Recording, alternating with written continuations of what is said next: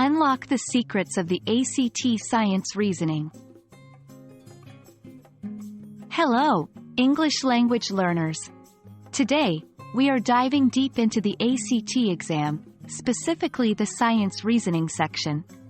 If you're preparing for this standardized test, you're in the right place. Let's unravel the mysteries of the ACT science reasoning section together. The ACT Science Reasoning section is one of the 4 multiple-choice sections of the ACT exam. Designed to evaluate your skills in interpreting, analyzing, and problem-solving, this section doesn't just test your knowledge of science but also your ability to think critically with the information presented. It's crucial to understand that this section is more about your reasoning ability rather than your memorized scientific facts.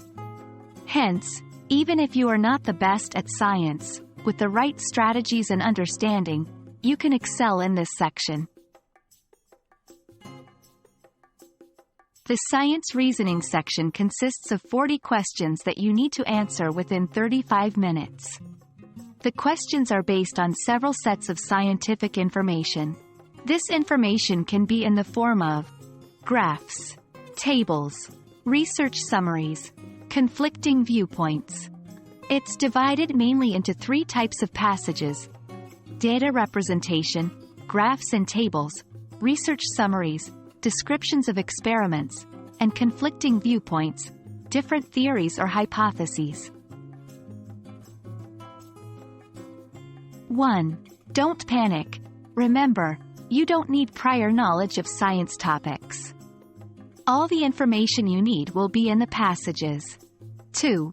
Skim the passage first. Before diving into the questions, get a quick overview of the passage. Identify what type of passage it is and note down any patterns or trends.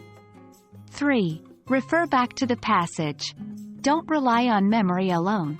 Always refer back to the passage or data to ensure your answer is correct. 4.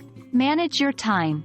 Given the time constraint, try to spend less than a minute on each question. However, if you find a question challenging, mark it and return to it later. There you have it, an overview of the ACT Science Reasoning section and some tips to tackle it confidently. Remember, it's all about your reasoning skills. With practice and understanding, you can master this section and get the score you aim for.